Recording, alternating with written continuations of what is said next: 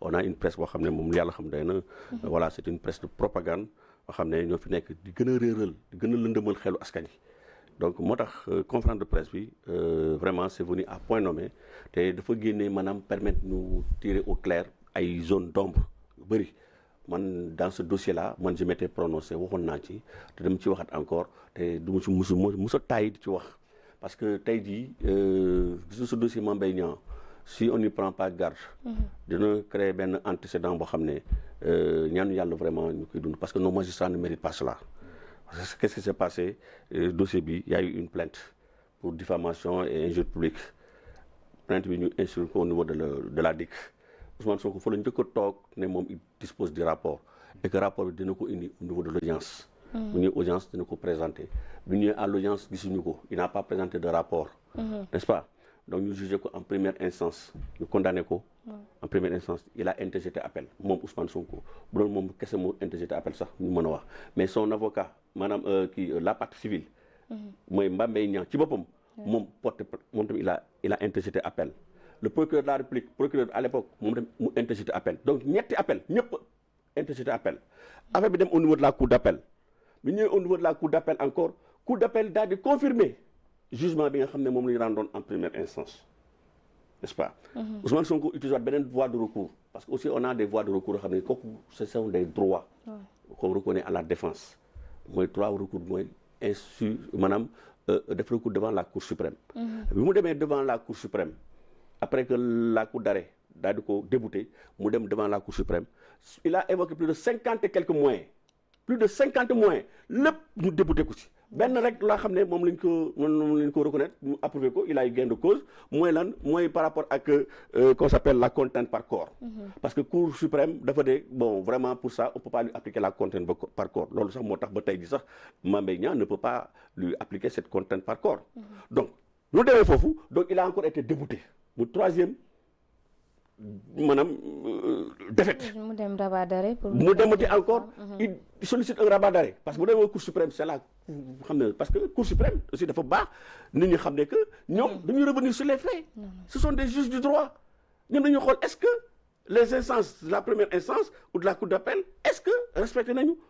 maanaam la règle de droit donc gis nañ ne que la règle de droit a été très bien appliquée moo tax ils ont rendu une décision confirmative donc ils n'ont pas cassé parce que Ousmane Sonko la bëggoon ñu cassé décision bi donc ñoom bu ñu xasee ba jël décision donc c'est terminé lenn rek moo def exceptionnellement moo leen permettre ñu revenir sur une décision boo xam ne dañ ko jëloon mooy lan mooy le rabat d'arrêt te rabat d'arrêt bu ñu waxee loolu day fekk nga indi un élément nouveau sur la base de l'article 92 bi nga xam ne moom mooy régir yaa ngi dégg qu'on s'appelle la cour suprême même l'article 88 aussi le dit bon là c'est en cas de suspension bu fekkee ne un juge par exemple qui prend une décision de suspension peut revenir sur sa décision lorsqu'il y a un élément nouveau le juge des référés c'est en matière de référé suspension article 88 da koy wax article 88 aussi day permettre au juge yaa ngi dégg de revenir sur une décision s'il y a un élément nouveau mais là il a évoqué un élément nouveau pour demander le rabat d'arrêt mais là aussi il a été débouté bien sûr mais bon ban élément nouveau la ñu war a avoir encore bu naan dañuy def une révision rapport IGF bi nga xam ne nii moom Cheikh Diba approuvé na ko ay avocat Mame Mbaye Niang d'ailleurs ci loolu lañ sukkandiku ne sax dañuy def plainte pour faux et usage de faux ndaxte loolu nekk na benn rapport boo xam ne ministre yi fi jaar yëpp kenn approuvé wu ko Cheikh Diba moo ko approuvé sous demande Ousmane Sonko. mais rapport IGF boobu ça fait 6 ans après. ñaata ministres 3 ministres sont passés. ils n'ont pas approuvé tey c'est un ministre qui a été nommé. par Ousmane Sonko mooy Cheikh Diba moo koy approuvé. yéen a yaakaar ne rapport boobu baax na te encore que dafa am une disposition aussi du code de procédure pénale notamment l'article 627 qui dit que en matière de diffamation bu ñu la notifier maanaam la citation à comparaître depuis la première instance là alors tu disposes d'un délai de 10 jours pour faire prévaloir tes moyens de défense indi ses preuves 10 jours lañ la may c'est une infraction c'est-à-dire c'est une infraction spéciale. Diffamation, c'est pas comme une infraction de vol ou bien de viol ou de c'est pas moi de coups et blessures. C'est une infraction spéciale. Donc, vous le notifiez. Citation à comparaître. À partir de ce moment, les délais commencent à courir. C'est l'article 627 du code de procédure pénale. L'article 627, li ma wax dafa ne yow mi nga xam ne lañ la topp pour diffamation yow 10 jours nga am pour nga indi say preuves parce que am na loo wax yow nee nga waa ji dañ ko épinglé. pour 29 milliards xaw ma yow yaa ko wax n'est-ce pas yow bi ñu demee enquête préliminaire ba à la DIC yow nee nga tu as les rapports yaa ngi preuve yi yow ñu ñëw devant le juge ñu notifié la ko devant le juge tu as brillé par ton absence. Takis la def il a fui comme il en a l'habitude saa yi ko dóoree situation à comparaître tel il disparaît. d'ailleurs beneen bi mu wuyu jee dafa waxoon ne dafa am lu ñu ko asperger ba finalement. waaye mais tappale c'est un tappale waaye yow daal nañu wax dëgg mais 10 jours yow on te donne 10 jours pour nga indi say preuves loolu même boo ñëwul sax yow say avocats mën nañ dem verser ko dans le dossier mais ça fait 6 ans de 10 jours jusqu'à 6 ans ñu naan élément nouveau di demander naan nañu révision boo xam ne tey jii tu instruis un ministre boo xam ne yaa ko fi teg ministre boobu tamit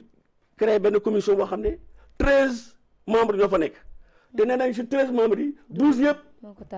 yaa leen tànn yaay seen patron yow ministre de la justice yow commission bi nga xam ne moo validé réouverture procès bi